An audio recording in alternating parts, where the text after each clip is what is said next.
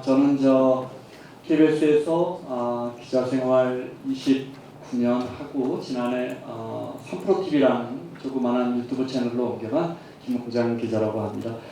사실은 3프로 자본시장 이렇게 연구하고 분석해서 유튜브 채널로 하는 곳이라 수많은 증권사 애널리스트 분들이나 뭐 리서치 센터장님들 나오시는데 오늘 발표하신 자료 보면 정말 가지고 가고 싶을 거라는 그런 생각도 듭니다. 자, 시간 때문에 제가 빨리빨리 진행하도록 하겠습니다.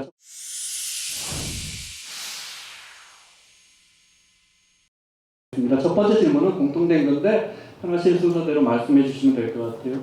통상 갈등 강화 고조되고 있는 가운데 우리 중소 중견기업들이 가장 뭐랄까 현지에서 부딪힐 수 있는 리스크 뭐가 있을까? 그 질문부터 드려야겠는데요. 누가 좀 먼저 이야기해 주실래요? 소장님, 네. 예, 가장 큰 리스크는 일단 우리가 현장이라고 그러시니까 현장이 어디인지에 따라 다르고 중소기업이 글로벌을 다 커버하시지는 않으니까 그러면 계신 곳이 어디냐에 따라서인데 앞으로 중국 기업들이 들어오는 리스크가 있고 우리가 안 나갔을 경우에 뺏기는 시장 파이가 있을 겁니다. 저는 두 가지를 다 보셔야 된다고 보는데 그게 업체별, 사업별로 다 다르시기 때문에 구체적으로 제가 말씀드리기 어렵지만 안 나가도 리스크고 들어오는 건 못 막아도 리스크인데 지금 둘 중에서 아마 더 큰 리스크는 앞으로 들어오는 리스크 쪽에 있을 거라고 저는 생각을 합니다. 왜냐하면 말씀드렸다시피 저는 30년 동안 그쪽에서 산업을 받고 투자를 했고 5,400만 개 기업들이 5,400개 상장 회사가 되어가는 과정을 지켜봤죠. 제가 처음에 자본시장을 보기 시작했던 92년에는 그쪽에는 주식시장이 태어났어요. 8개만 상장이 됐거든요. 근데 지금 5,400개가 상장이 되어 있습니다. 그 5,400개는 만 대를 뚫고 올라간 애들인데 얘들은 지금 딱 한 가지입니다. 앞으로 시장을 어떻게 더 지배를 할 것이냐는 고민을 하고 있는 거기 때문에 거기는 우리 대기업, 중소기업이 예외가 없습니다.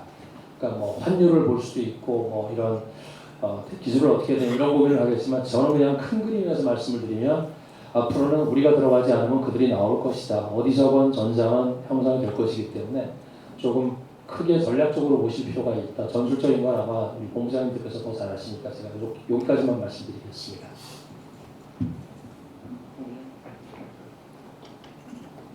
네, 워낙 폭이 넓은 질문이어서 네. 근데 뭐 사실 저 이제 미국에서 왔으니까 주로 받는 기업들 입장에서나 말씀드리면 사실 그거죠 뭐. 정말 이제 그 유예기간 끝나고 나서 7월 8일까지 9일은 어떻게 될지 모르겠지만 다 상대적인 거니까요. 사실 우리나라만 관세를 얼마 받냐는 게 아니고 우리 경쟁국들이 어떻게 받냐에 따라서 품목이 이제 결정이 될 텐데요. 사실 관세가 어느 정도 인상된다는 거는 뭐 어쩔 수 없는 상황 같아 보입니다.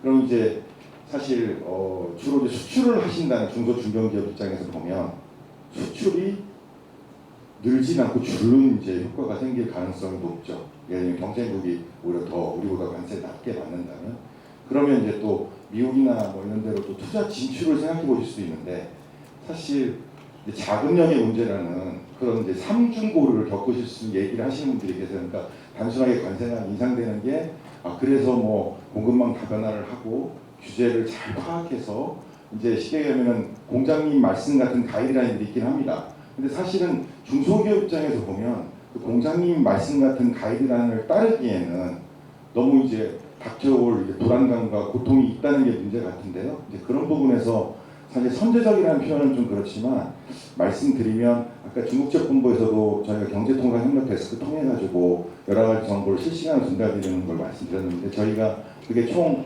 4군데에 있습니다. 워싱턴에 있고 그다음에 브뤼셀에 있고 그다음에 베이징, 도쿄 이렇게 있는데 일단은 지금 말씀드린 그 불안감 해소라든지 그 리스크 관리를 위해서 정말 실시간으로 전달을 해드리고 있고 정리를 해드리고 있거든요. 그래서 뭐 제가 나중에 명함을 드리겠습니다. 제 명함에도 미국 시장 QR코드 찍으면 바로 볼 수 있게 연결되어 있습니다. 그래서 이런 부분에서 같이 관심 가져주시면 감사하겠습니다. 본부장님, 앞서 대체 시장이라는 표현 싫어하신다고 했는데 저희 오늘 토론의 제목이 대체 시장입니다.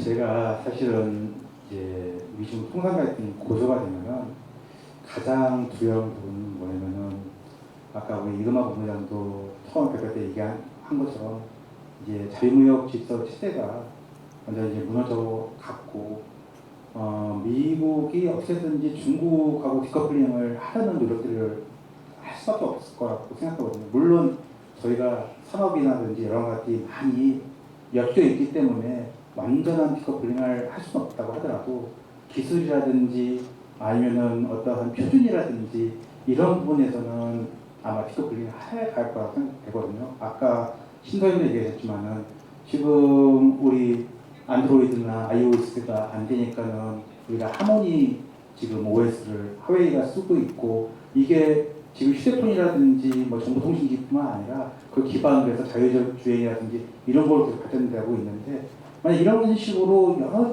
곳에서 디커플링 현상이 나타나면은 저희가 사실은 앞으로 모든 기업들이 왜냐면 미국 시장도 놓칠 수 없고 중국 시장도 놓칠 수 없으면은 이화된 어떠한 제품들을 중국권에 맞는 제품, 미국권에 맞는 제품 이런 식으로 저희가 제품을 이원화할 수밖에 없는 전략을 할 수밖에 없는 이런 시대가 올 수 있겠다는 생각이 들거든요.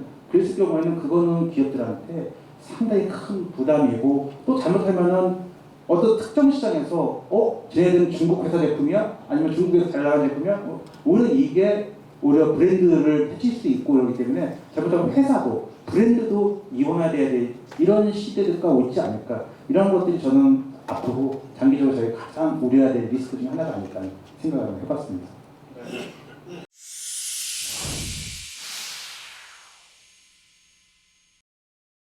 다음으로 저희가 참가 설명회 참가 모집 사전 질의 중에 매크로한 질문 하나만 더 드리고 그다음에 이제 우리 소상공인들이나 중견기업들에게 필요한 질문 드리겠습니다.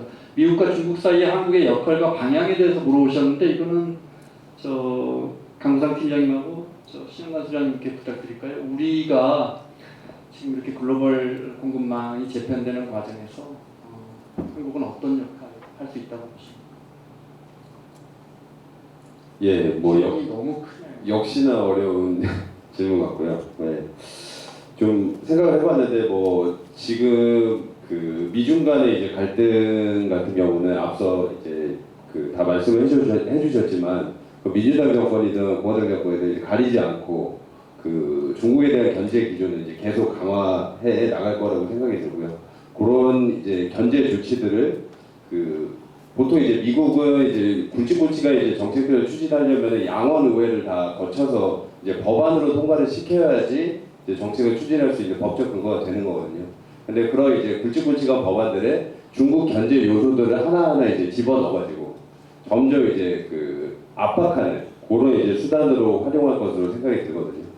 그런 과정에서 결국에 우리는 그 어느 한쪽을 선택하는 그런 선택을 조금 리스키하지 않을까. 양쪽을 좀 적절하게 이제 균형감 있게 좀 양쪽에 이제 대응을 할 필요가 있을 것 같고요. 그런 이제 대응을 하는 과정에서 그 미국이라든지 이제 중국에서 일어나고 있는 그런 이제 그 뭐 입법 차원의 변화 이런 것들을 좀 잘 좀 살펴볼 필요는 있을 것 같습니다. 일단 뭐 미국은 이제 바이든 행정부 시기이긴 하지만 이제 칩스 액트나 뭐 IRA 이런 것들이 그 굵직굵직한 이제 공급망 입법들이 통과가 돼가지고 계속 이제 효력을 발휘하고 있고 트럼프가 그걸 다 뒤집으려고 하고 있지만 사실은 이제 의회를 다 거쳐서 이제 통과가 된 법안이기 때문에 그거를 지키지 않는 것은 이제 트럼프가 할 수 있는 권한을 넘어서는 거거든요. 그래서 그런 이제 법안에 따른 그런 혜택이라든지 그런 조항들을 잘 이제 꼼꼼히 검토해가지고 미국의 이제 현지 투자라든지 생산 이런 부분들을 잘 좀 전략을 짜줄 필요가 있을 것 같고요. 뭐 중국은 뭐 저보다는 이제 뭐 황재원 본부장님이나 신영관 소장님이 이제 잘 아실 것 같아서 그쪽에서도 이제 그런 뭐 미국 관련된 그런 규제 조치나 이런 것들이 이제 계속 발표되는 것들이 있으면 그거에 잘 맞춰서 좀 전략적으로 우리가 좀 대응을 할 필요가 있지 않을까 그렇게 생각합니다. 예, 맞습니다. 지금은 우리가 가져야 될 것은 국가 외교 차원에서도 항상 얘기를 해왔죠. 전략적 모호성을 가져야 되는데 그것은 기업에서는 할 수 없는 겁니다. 그러니까 우리는 양쪽으로 가는 전략밖에 없지만 그럴 경우에 어려움이 있습니다. 왜냐하면 중국 같은 경우는 아까 제가 말씀드린 대로 나라로 접근할 수가 없는 나라입니다. 연방제 국가가 아님에도 불구하고 중앙정부 집권임에도 불구하고 모든 도시별로 다 주어지는 정책이라든가 혜택이 다르기 때문에 그것이 이제 숙제가 어렵습니다. 그런데 그것을 이제 현지화를 하거나 아니면 코트라 같은 이런 좋은 조직을 활용을 해서 여러분들이 접근하실 때 어떻게 가셔야 되는지에 대한 솔루션은 거기 있을 것 같습니다. 저희처럼 금융회사였었다 그러면 금융회사는 중앙정부하고 직접 해서 라이선스를 따는 거거든요.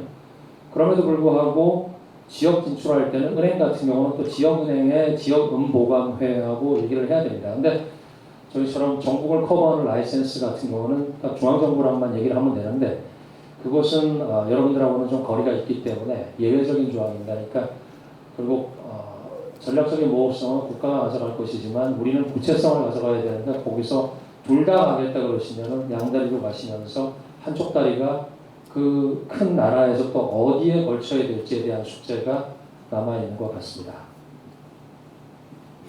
제가 꼭 지정 안 하더라도 본부장님이나 우리 소장님 편하게 이야기해 주시면 좋을 것 같아요. 네, 전략적 모호성 말씀하셔서 제가 방콕 특파원을 할 때 경험인데요. 태국 사람들이 정말 얼마나 전략적으로 모호성하냐면 미국 함대가 와서 태평양 훈련을 하면 당연히 미군은 중국을 견제하기 위해서 태국군이나 동남아 우리 군도 참여를 하는 그런 해상 훈련을 하는데 세상에 중국군을 억적으로 참여시켜요. 그러니까 정말 그 양다리 타기 동남아 국가들이 양다리 타기는 뭐 더 잘하시겠지만 정말 기가 막힐 수준이죠. 정말 어려운 상황에서 어느 한편에 들어야 하는 상황인데 따지고 보면 지난 수천 년 동안 우리가 우리 뜻대로 할 수 있었던 시기가 얼마나 있었나 이런 생각도 듭니다.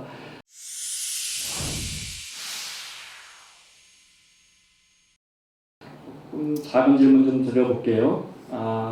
미국 관련해서 중국산이나 베트남산 캔들, 디퓨저, 아로마 제품 등 웰리스 소품에 대한 대미 관세율이 높아진다면 차라리 그냥 우리 기업이 현지 들어가서 어차피 이거 메이드 인 차이나나 메이드 인 베트남일 텐데 우리 기업이 들어가서 만드는 건 어떨까요? 라는 질문이거든요.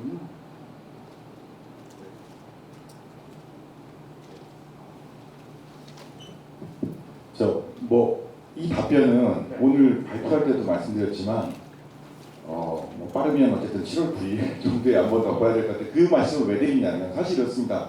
실제로 저희 현장에서도 기업들뿐만이 아니고 대관이나 하시는 여러 다른 나라 분들도 뵙고 있거든요. 처음에는 뭔가 약간 빨리 좀 움직여 볼까라는 그런 분위기 나라별로 좀 있었어요. 나름대로 우리나라는 좀 여러 가지 정치적 그 상황 때문에 그랬지만 빨리 정리를 해보려고. 근데 아까도 말씀드렸지만 제가 하는 사례를 말씀드릴게요. 사실 중국 관세율을 아까 말씀드린 대로 펜타닐부터 시작해서 갑자기 치고받으면서 최대 145%까지 내렸지 않습니까? 그거 할 때 현지 바이어들 일부가 소싱하는 것 중에서 저희 무역관들에 한국에서 이거 만드는 것을 정말 145% 만든다면 야 이건 진짜 빨리 바꿔야겠다 하면서 막 찾아들기 시작했어요. 근데 그러다가 제네바 가서 협의하고 하면서 계속 아니야 일단은 또 30%야 10% 이렇게 되니까 사실 그때 인과율을 몰고 들어왔던 미국 바이어들이 그 정도면 사실 아직은 중국 거 더 수입을 할게 라는 식으로 나왔거든요. 그러니까 제가 특히 이 캔들이나 디퓨저 아로마 제품이 물론 이제 고급 기술을 써가지고 단가가 높은 것도 있겠지만 이런 경공업 제품 비슷하게 하는 것들이 제가 원재료 값을 잘 모르겠으나 사실상 이게 한국도 어쨌든 관세를 맞을 거기 때문에 큰 차이가 없으면 사실 생산성이나 노동 비용 때문에라도 미국 자체에서 설립을 해가지고 만드는 게 과연 단가 게임이 될까 하는 생각은 듭니다. 다만 정말 진짜 관세 전쟁 같은 상황으로 전개가 돼서 된다면 당연히 들어와서 하는 게 이득일 수 있겠죠. 근데 그거를 지금 당장 이 자리에서 들어오셔서 진출해서 하는 게 정답입니다. 라고 제가 보기엔 누구도 말씀드리기는 어려울 것 같습니다. 상호관세나 품목별 관세가 한 40%, 50% 협상이 잘 안 돼서 정말 그런 일들이 일어나면 이건 좀 생각해 볼 만한 예고로. 근데 어쨌든 7월 8일은 지나가 봐요. 가야 할 것 같습니다. 다른 나라들이 다른 나라들이 결국은 상대적인 거여서 그런 것 같습니다. 이 문제는 뭐냐면 다들 우리나라가 몇 퍼센트를 받냐도 정말 중요한데 같은 업체 입장에서 보면 본인 경쟁 제품이 베트남산이면 베트남이 또 얼마나 협상을 잘해서 얼마의 관세를 받느냐가 더 중요하지 않겠습니까? 사실 그 차이만큼을 가지고 거기에 노동 들어간 것들 단가를 따지는 그런 게임이니까 사실 사실 지금 뭐 우리만 협상을 잘한다 뭐 이런 것도 아니고 딴 나라 협상하는 것도 같이 봐야 된다고 생각합니다.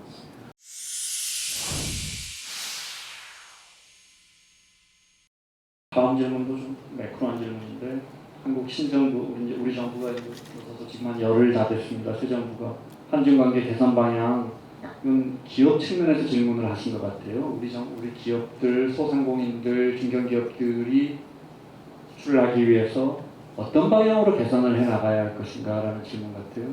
소장님 어떻게 보십니까? 사실 지난 정권들마다 굉장히 부친이 커서 어느 대통령은 뭐 천안문 막내에 올라가서 우리가 중국의 어떤 입장을 많이 받아준 적도 있고 또 어느 정권에서 상대적으로 거리감을 많이 두고 한 적도 있고 그래서 참 어려운 질문입니다. 아니 쉽습니다. 그냥 현지 분위기 말씀드리면 굉장히 좋은 방향인 것 같아요. 그쪽에서는 그러니까 여러 가지 이유가 있겠지만 지금 현재 관계에 대해서 굉장히 기대가 많습니다. 그러니까 방향은 저희가 어떤 방향인가의 문제가 아니고 그쪽이 원하는 게 뭔가 있을지 모르겠습니다. 그런데 기대치는 있기 때문에 그 기대치는 아무래도 지난 몇 년간의 최악을 지나왔다는 분위기이기 때문에 오히려 개선의 방향은 확실합니다. 그런데 과연 우리의 기대치는 뭐냐는 저는 잘 모르겠습니다. 정부 계신 분들이 구체화하셔야 되겠지만 그리고 거기서 뭐 개인적으로나 아니면 어떤 세미나도 저도 많이 다니는데 가서 질문을 많이 받았습니다. 그 전에도 그랬고 그랬는데 지금 현재는 분위기는 굉장히 기대를 하고 있기 때문에 오히려 이럴 때 우리 기업들이 그런 흐름을 타거나 바람을 타는 것은 좋은 일인 것 같습니다. 그래서 지금이 굉장히 중요한 시기인 것 같습니다. 예. 네. 쉬운 질문입니다. 새 정부는 고민 많이 하고 있을 겁니다. 예. 네. 일단 또 워싱턴을 갔다 와야 하기 때문에 네.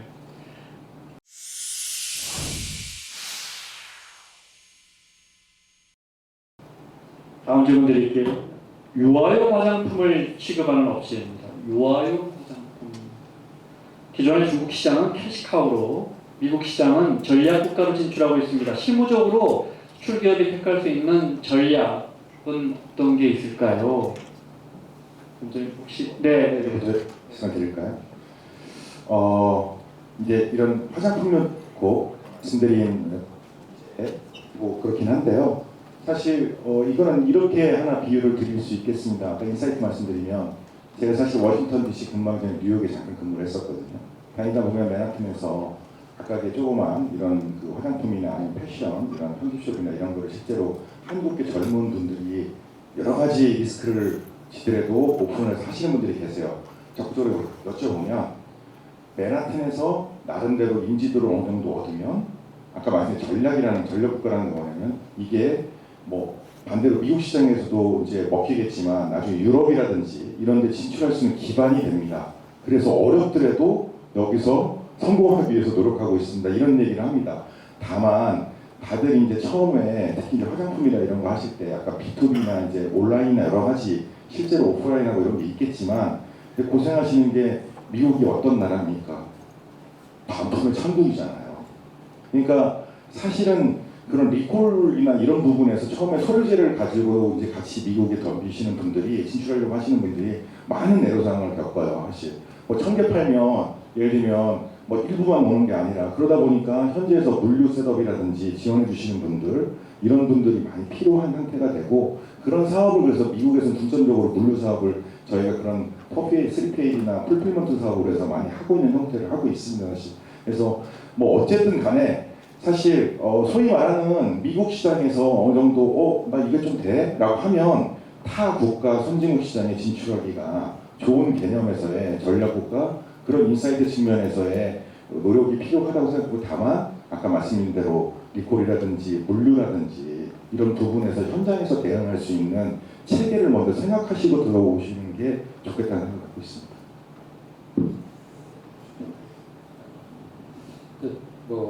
너무 구체적인 거라서 잘 모르겠는데 제가 볼 때 이거 질문 자체가 중국도 전략적으로 접근하셔야 될 것 같다는 생각이 들고요. 나눠서 현금은 여기 이런 건 아닌 것 같고 중국이 대표적으로 예를 들어서 그 일본계 프랜차이즈가 패밀리마트하고 세븐일레븐 이런 게 중국에서도 잘 됩니다. 상해나 화동 지역 이쪽 그 강 쪽으로는 일본계 프랜차이즈가 굉장히 뭐 프리미엄 편의점 이런 식이 있어서 파는 물건도 좀 고가의 물건 상대적으로 그렇게 포진이 되어 있는데 사실은 그들의 편의점 숫자는 중국계에 비하면은 뭐 10분의 1, 6분의 1 이 정도거든요. 근데 진짜로 큰 편의점들은 3선, 4선 도시에 있습니다. 그러면 그런 편의점으로 들어갈 수 있는 물건을 공략을 하실 때 한번 고려해 보실 수 있는 것도 아닌가라는 생각을 개인적으로 제가 굉장히 많이 했거든요. 제가 처음에 갔을 때 테스코라는 미국계의 그 까르푸 같은 거죠. 걔네들이 중국 진출 전략하고 이럴 때 같이 좀 검토를 했었는데 그들은 중구나 서부로 들어갈 수가 없는 게 신선식품이 아예 조달이 안 됩니다. 중서부에서는 우유라든가 야채라든가 생선 그 당시 한 20년 전이죠. 그게 왜 그러냐면 현지의 물류를 장악하고 있는 말하자면 토호 세력들이 그쪽에 연쇄점이라든가 이런 큰 그 슈퍼마켓 그 당시엔 프랜차이즈는 없었기 때문에 이런 컨비니언스 숍 같은 게 그런 쪽으로 물건이 못 가게끔 딱 끊는데 사실 공산품만 이런 볼펜 같은 거는 올라가고 오래 보관할 수 있는 물건은 들어갈 수 있었겠지만 사실은 편의점 가거나 이런 게 그날의 도시락 내지는 그날의 우유 이런 게 계란 이런 게 굉장히 중요하지 않습니까?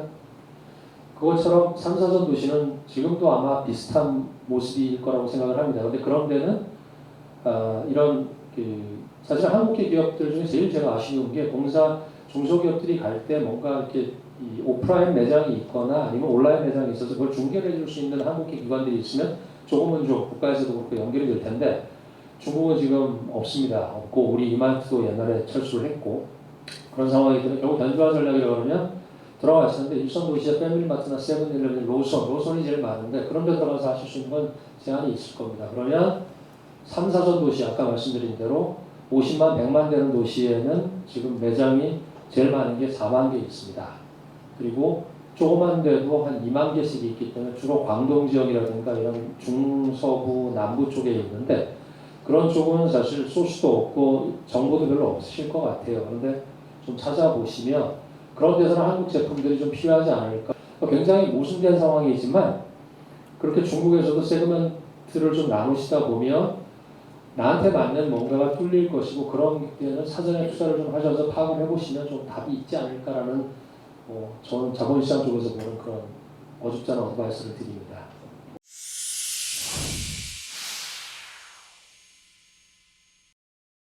이거는 강 팀장님께 여쭤봐야 할 것 같아요. 멕시코산 제품에 대한 관세부가 재추진 가능성과 이를 위해 한국 기업이 사전에 준비할 전략이 무엇이 있나요? 예, 일단 멕시코 얘기가 나오니까 뭐 앞서 발표 때도 말씀드렸지만 USMCA가 제일 중요하거든요. 뭐 제가 이제 트럼프 취임하고 나서 그 쭉 이제 관세 정책 그것들을 봤을 때 불법 펜타니 이민 관세도 그렇고 상호 관세도 그렇고 USMCA를 무시할 수가 없습니다. USMCA로 해서 미국과 멕시코, 뭐 캐나다는 좀 더 약하긴 하지만 멕시코 쪽과 공급망으로 얽혀 있는 게 너무 이제 거기다 관세 부과했을 때는 바로 미국에 타격이 올 수 있기 때문에 계속 이제 부과도 면제해주고 USMC 원산지 규정 충족하면 면제해주고 이런 식으로 갔던 것이거든요. 그래서 USMCA와 관련해가지고 사실은 내년 7월에 USMCA 조인트 리뷰, 그러니까 합동 검토 절차가 있습니다. 그러니까 뭐 이거를 이제 개정을 하기 위한 일종의 이제 사전 리뷰가 되는 것인데요. 그거를 이제 트럼프는 결국에는 이제 북미 그리고 미국 생산 위주로 이렇게 가려고 할 것이기 때문에 특히 뭐 자동차 같은 경우는 지금 원산지 비율이 최대 75% 이렇게 들어가 있는데 아무래도 뭐 그거를 좀 더 강화할 수도 있고 아니면 미국산의 이제 비중을 좀 더 높이는 식으로 이제 USMCA 개정을 추진할 가능성이 저는 좀 더 있다고 보여지거든요. 그러면은 일단은 지금 현재 상황에서는 멕시코에 대해서 관세 부과하는 거는 더 추가적으로 있을 것 같지는 않고 대신 이제 USMCA 개정을 앞두고 미국에게 좀 더 유리한 이제 규정을 만들기 위해서 좀 압박하는 수단으로 활용할 수는 있을 것 같다. 그래서 그런 부분을 좀 감안한다면 일단 멕시코 쪽에 진출해 있는 기업들 같은 경우에는 좀 그쪽 현지 생산 물량을 조금 조정하거나 아니면 이제 미국 쪽에서 좀 생산을 좀 더 늘리는 그런 형태의 전략들을 가지고 좀 그런 원산지 규정 강화에 좀 대비할 필요가 있을 것 같다고 생각하고 있습니다. 마지막 질문 드려야 할 것 같습니다. 미국과 중국의 통상 정책, 오늘 또 기사 보니까 트럼프 대통령은 곧 이제 큰 합의를 다 했다고, 러팅 상무장관은 아직 멀었다, 우리 관세 절대 안 내려준다, 40, 50에서 안 내려준다, 우리가 아직 힘겨루기를 하고 있는 것 같은데 지켜봐야겠죠.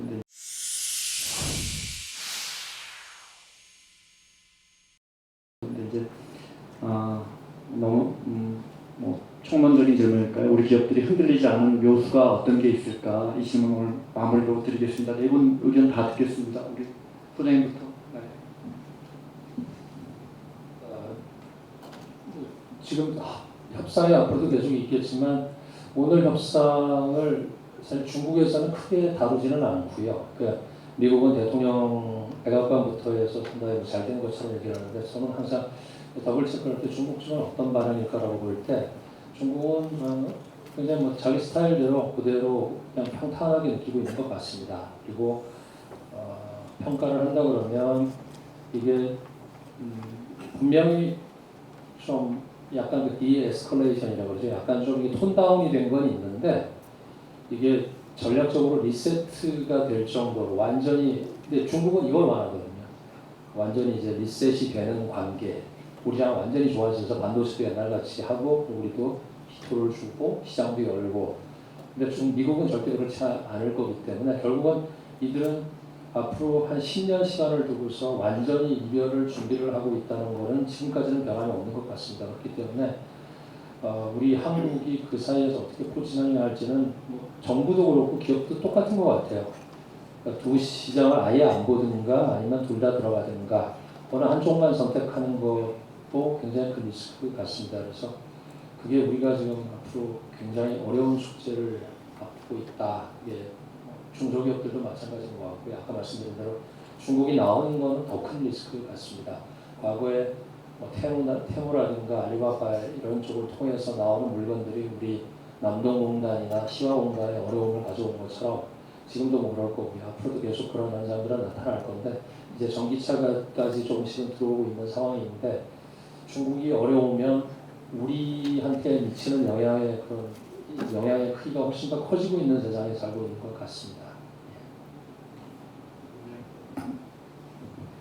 결국은 중국을 저희가 어떻게 보든지 그 관점에 대해서 중요성에 대해서는 앞으로도 흐려지지 않을 테니까 우리가 중국을 보는 관점이 결국은 세 가지 아닙니까? 세 가지 관점에서 저희가 어떻게 저희가 비즈니스 모델을 만들 수 있느냐, 이게 가장 중요했을 것 같거든요.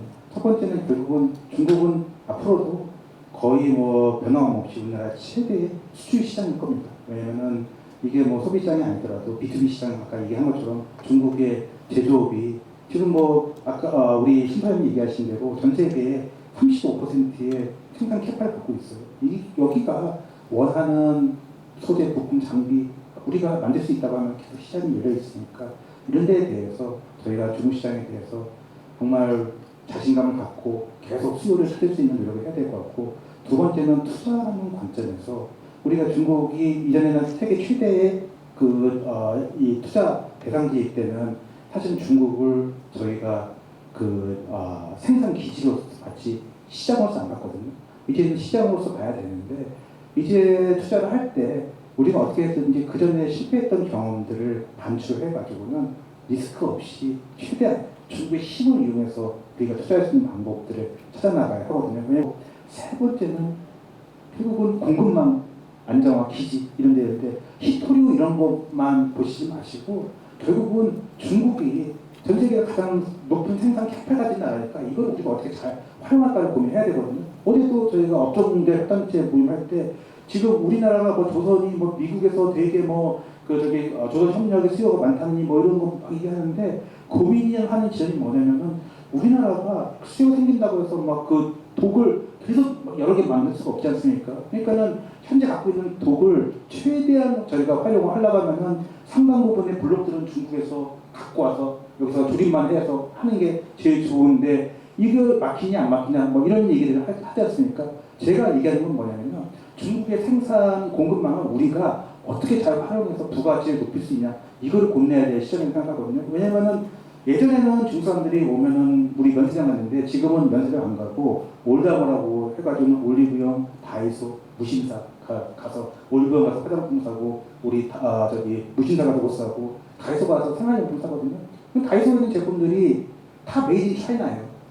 그렇지만은 왜 다이소에서 살까요? 중국에 없고 컨셉 우리가 설계하고 제품 퀄리티 관리하는 거는 한국이 하는데 제도만 중국에 맡기기 때문에 이게 팔리는 거거든요. 그러니까는 우리의 장점은 분명히 있어요. 이 장점을 중국의 생산 능력하고 어떻게 연결해서 거기서 저희가 수익구조를 만들 수 있느냐 이런 데 대해서 계속 고민해 나가야 될 것 같습니다. 네, 시간이 많이 흘러서 짧게 말씀드리겠습니다.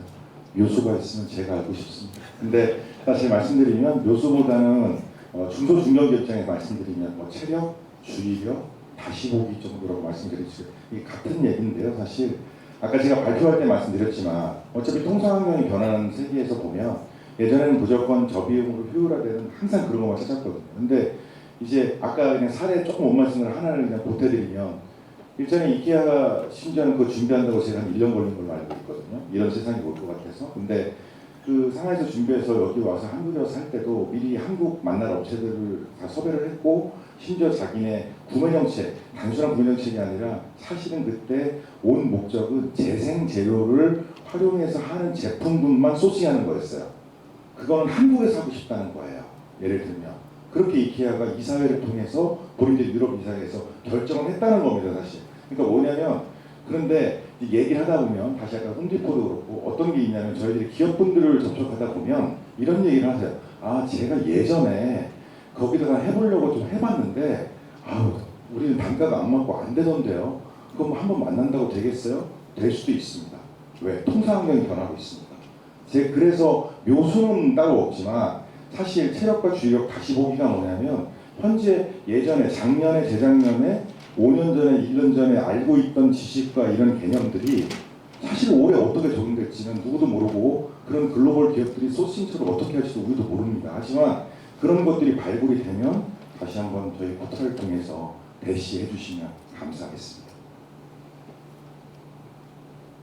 예. 저도 묘수 알고 싶어서 한명 추가인데 우선 뭐 원론적인 얘기일 것 같긴 한데요. 뭐 저희 이제 트럼프 2기 행정부 사실 한국을 무시할 수 없는 이유는 결국 반도체, 배터리, 자동차 이런 이제 자체 경쟁력을 그러니까 높은 경쟁력을 가지고 있는 산업들을 가지고 있기 때문에 무시할 수 없는 것이고요. 그래서 우리 중소기업이나 중견기업들도 이제 자체 경쟁력을 있는 그런 제품을 가지고 계속 꾸준하게 뭐 그런 여력이 이제 많지는 않으시겠지만 그런 꾸준한 이제 R&D나 이런 것들을 통해서 이제 경쟁력을 계속 높이는 그런 이제 노력들이 좀 필요할 것 같고요. 그리고 일단 미국 상황 관련해가지고 사실은 트럼프가 아주 전방위적으로 이제 관세 정책을 밀어붙이긴 했지만 생각보다는 뭐 실제로 이제 시행된 것들은 많지 않고요. 그리고 앞으로 가면 갈수록 트럼프의 관세 정책 추진 동력 자체는 좀 떨어지는 쪽으로 가긴 갈 겁니다. 왜냐하면 지금 트럼프가 가장 지금 중점적으로 추진하고 있는 것이 그 감세법이 포함된 OBBA 고 감세법안을 지금 추진하고 있는데 상원에서도 그러니까 상원 통과를 해야 되는데 지금 상원에서도 반대 그런 목소리들이 상당히 강하게 나오고 있고 그게 결국에는 미국의 그 전반적인 경제 체력을 떨어뜨릴 수 있는 그런 쪽으로 갈 것이다. 이런 이제 부정적인 비판들이 계속 나오고 있고 이게 계속 되면은 내년 11월이면 이제 중간선거가 있거든요. 그리고 중간선거에서는 결국 트럼프의 이런 좀 무리한 이제 정책 추진들이 계속 되면서 미국 그 내에서 이제 부정적인 여론들이 계속 형성되게 되면 공화당 내에서도 트럼프를 이렇게 계속 이렇게 그 지지해줄 만한 그런 분위기가 안 될 것이기 때문에 조금은 이제 그 내년 중간선거 전까지는 트럼프가 밀어붙이는 건 있겠지만 그 과정에서 조금 뭐 우리가 대미 수출하는 데 좀 어려움이나 이런 부분들 조금 감소하시면서 그 후일을 우리가 도모한다고 하잖아요. 그래서 그런 좀 체력을 좀 키우시면서 그 이후의 시점을 좀 대비하시는 그런 그 전략들이 좀 필요하지 않을까 생각합니다. 예, 고맙습니다. 자, 마무리할 시간입니다. 오늘 내부 패널 분들께 다시 한번 감사드리고 저는 개인적으로 정말 네 분 설명하실 때 그 뭐 깊은 정보나 분석 물론이지만 특히 우리 또 공장님 그 정말 뭐 1,000원짜리 한 장이라도 하나라도 더 팔려고 하시는 그런 강한 열정을 느낄 수 있어서 너무 좋았습니다. 3시간 넘게 발표하시고 토론하시느라고 4분 너무 고생하셨고요. 자, 오늘 미국과 중국을 중심으로 대체시장 진출 전략 릴레이 설명회 1차 시간 오늘 여기서 마무리하겠습니다. 저는 다음 주 시간에 2차 설명회 때 찾아뵙도록 하겠습니다. 고맙습니다.